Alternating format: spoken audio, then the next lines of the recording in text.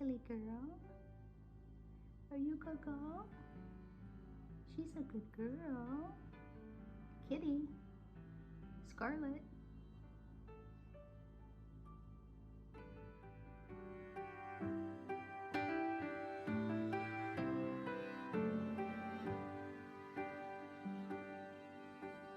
In the quiet evening, snow is falling, and from every window shines a light.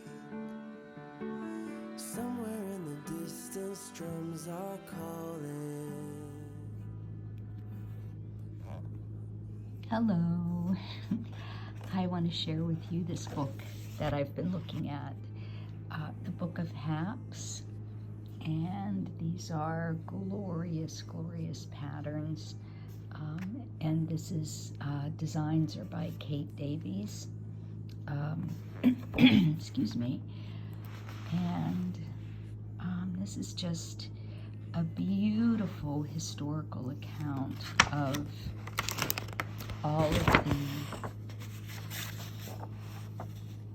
knitters from the past and the story of the Hap. And the one interesting thing, there's a couple things that I thought was pretty interesting. And I'll just read this little section to you. So a Hap is a shawl, and let's see. So it says that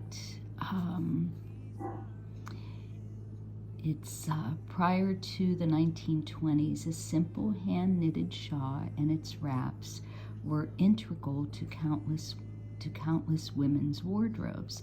Such textiles fell out of fashion during the last century, and yet today a new generation of knitters evidently do not regard them as in the least outmoded.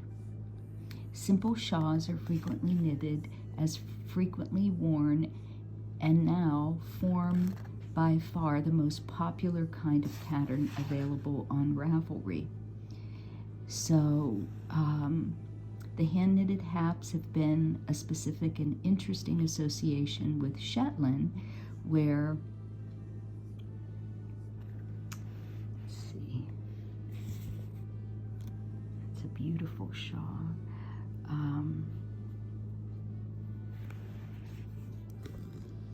That gorgeous picture. So it's been its association with Shetland, where between 1840s and 1920s, they formed part of everyday dress of the island's resourceful and talented women. Shetland women wore haps, and they also knitted them in their thousands for export and sale. I knew little about the Haps' Shetland history, but I wanted to know more. So she goes on and talks about the difference between the Hap and the shawl. And a shawl was used as an aesthetic, whereas a Hap was used for warmth. And so, look at this picture. Isn't that gorgeous? So, is it a verb and a noun? So while hap is a term of Middle English origin associated with wrapping and warming, shawl makes a relatively modern appearance in English in specific association with wealth and empire. So shawls are considered luxury textiles, while those of hap are with everyday cloth. So, but what is exactly a hap, and what differentiates it from the shawl? The verb hap, to hap, appears in a number of English and Scottish dialects from the 14th century onward, meaning to enfold, to cover, and to warm. So they would say they're going to hap it up, which I love. So it's just really fascinating. And the designs, the other thing, I'll show you. Now here's some pictures of women wearing their haps. Look at the chickens. Aren't they gorgeous? But the hap, the lace part of it is made first. So here you can see the women knitting. I also watched a video this morning about a woman that was talking about the hap, the women that were knitting haps. And I think they said,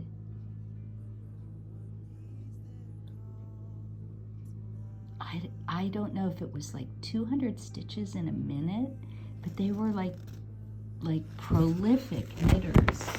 But here's an example of the hap, and I want to do the full version. And what's really interesting is the pattern that I'm doing now, they really do capture this, I don't know if it's shell or it's just this wavy motif that I just think is beautiful. But from what I understand, after watching this video, the women, they were knitting this lace first, and however long they knitted the lace, they could knit it in one piece, and however long that lace section was, that's how big their shawl was going to be. Or they could knit it in 4 sections, so they knit the top and the sides and the bottom, which I thought was really interesting.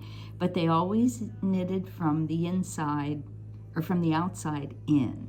So my guess is the last part is this garter stitch. And that was the other interesting thing. They wanted to knit really quickly, so all of their designs are knitted in garters, so they could knit as fast as they could, because if they did purl, that would slow them down quite a bit. And if you do a YouTube search under, the history of hap, this woman has been given permission by, I guess, a production company to just record just really quickly the little segments of the women knitting. And I think the film was done like in the 1920s. So they said it was real. It wasn't, there wasn't any speeding up of the film or anything like that the women were really knitting that fast.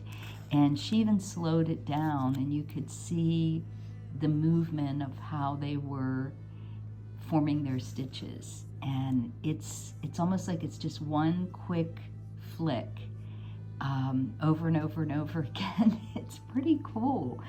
So I'm just really drawn to this kind of history connected to knitting. I love this. I've seen this many times in a lot of the historical knitting books that I have, where they're stretching out, the lace, and this is how they're blocking this on this frame, which I think is so cool.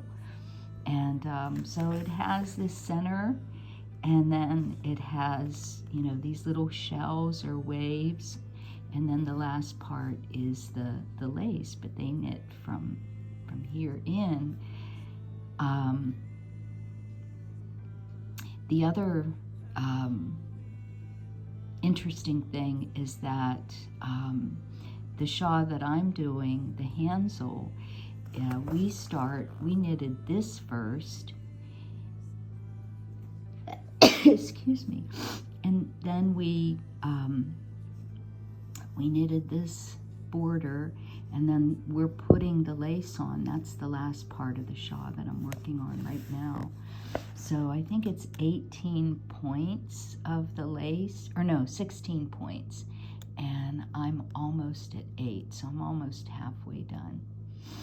But yeah, so this has been really fun. It's really interesting. I love the photographs. Now here's the shawl that I'm making, and this is the half Hansel. And this is by the Shetland trader, who this is like the 2nd generation of the Shetland trader company. Her mother was the original owner, and then she continued on. But look at these little babies with their little christening shawls.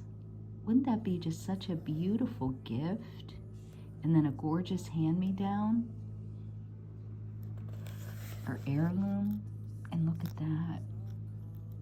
That's beautiful.